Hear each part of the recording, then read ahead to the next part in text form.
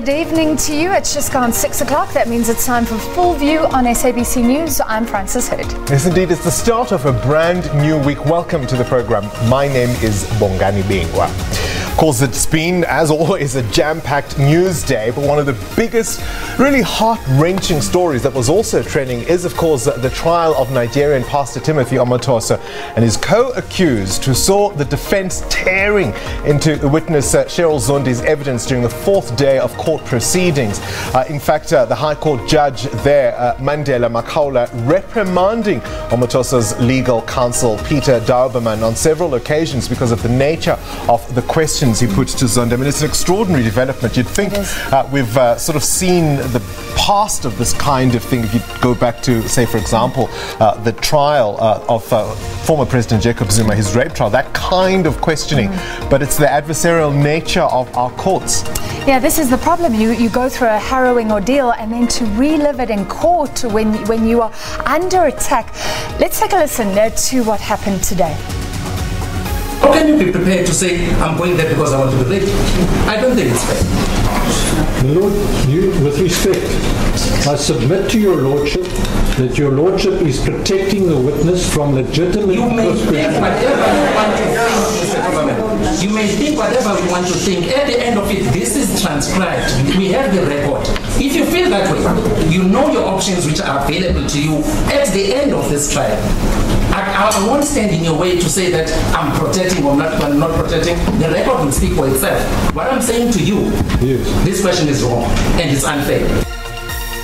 It's wrong and unfair, and in fact, if you don't like it, there are ways to deal with that objection, was what the High Court judge said in response. But of course, Cheryl Zondi wasn't taking any of it lying down, was she? Yeah, she hit straight back. Let's listen to what she had to say. And this after was quite harrowing questioning about the sexual nature of what happened. Let's take a listen.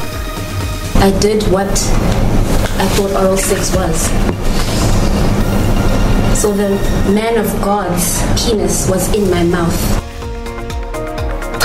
Well, it brings us now to the question of the day. Does the adversarial nature of our justice system serve victims or perpetrators? Please send us your comments, hashtag full view, or your 30-second voice notes, video notes, even to our WhatsApp line. There's a number if you're in South Africa, 066 479 8056. Shortly, we'll touch base with our reporters across the provinces, and we'll be bringing you Political View just after 7 o'clock this evening. We'll also, of course, be dealing with the issue of fake news and what does credible journalism mean in the light of the state capture revelations. We'll have an expert discussion that's going to be happening just after 8 o'clock tonight. It's time for the media to self-examine, and feel free to view any of our interviews or features tonight. You can find all of them at sabcnews.com. We're on Facebook and, of course, on Twitter. Our hashtag is FullView. Now, without any further ado, here are tonight's top stories. The ANC provincial leadership in Limpopo summoned to Luthuli House in Johannesburg. This follows the report released last week revealing how VBS Mutual Bank was looted. Controversial Nigerian pastor Timothy Omotoso's defense reprimanded for asking unfair questions. Omotoso and two other accused face a litany of charges, including human trafficking, sexual assault and rape in Port Elizabeth.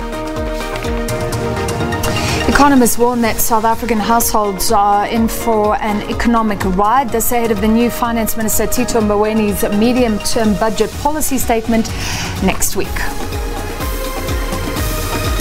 South African Football Association says it's looking for a new broadcast partner